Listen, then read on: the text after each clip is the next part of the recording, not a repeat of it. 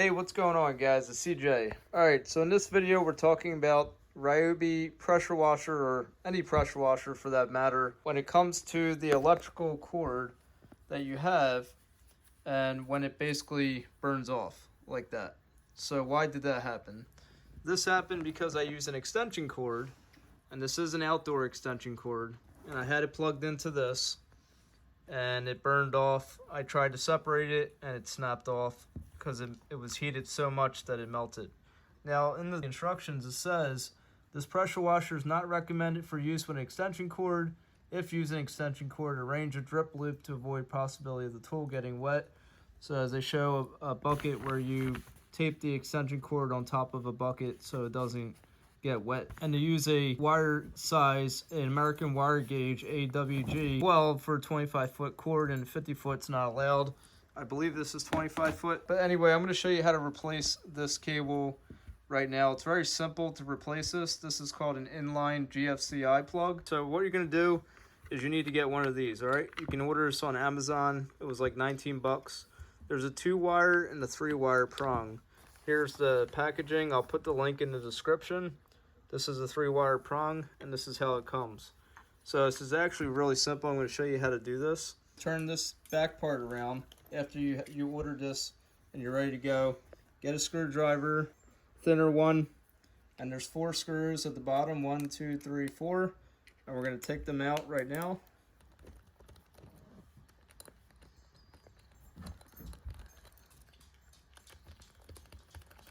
Alright, once they get loose enough, you should be able to just pop them out. They come right out. Save them to the side. The package comes with new screws, but you can still use them. You're going to take this up, you're just going to lift it up. And there's the 3 wires. So the white is neutral, the green is your ground wire, and the black is the hot wire. So we need to get them out of there, but we also need to get this out of here. So I would take these 3 out first and then do these 2 last. So we're going to take these screws, loosen them so that we can get the wires out of its place. You're just loosening it. You're not removing these screws. These 2 you will remove.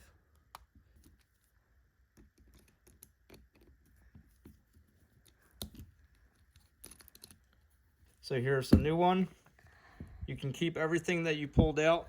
You can use this again, or you can use the new one that it comes with. It doesn't really matter. Okay, so now what you're going to do is you're going to put these 3 wires. You can either go on the left or right side of the screw, and how they had it was on the right side. So I'm just going to keep it the way they had it.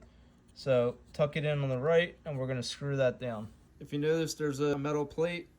It's already loosened for the new one, so we're going to tuck them in on the right side. You might have to pull the wires out a little more because it looks like they went down some. Just pull the plug. Pull this part forward. All right, so what I recommend is that you tuck it in as far as it goes with your fingers, hold it down, and then go ahead and tighten your screws down. Just tighten it until it stops, and then you're going to push the rubber piece down in its groove. Make sure it sits down right. Pull on the wires a little bit. Make sure the wires are not coming out. They're not loose. Next, we're going to put this little guy right here. It just holds this rubber piece down. Hold it with your thumb. Put your screws in. Line up the holes. Once you screw it down, it will go flush, but when it starts off, it's not.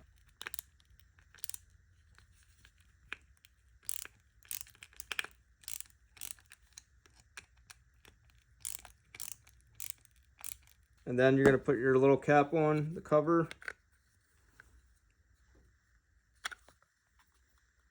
And then put those 4 screws back in their slots.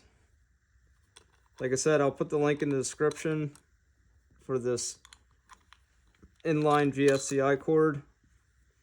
This is save you a lot of money instead of going to buy a whole new pressure washer for no reason, or going through the headache of trying to return one when you can just replace the cord itself. There's a little plastic on this. You just take that off, and we're going to go test this out. I'm going to press the reset button. Okay, going to push the power button, turning it on. It works. Very easy to replace. I'll put the link in the description. Check it out. Like, subscribe, and comment, and I'll see you in the next one. Peace!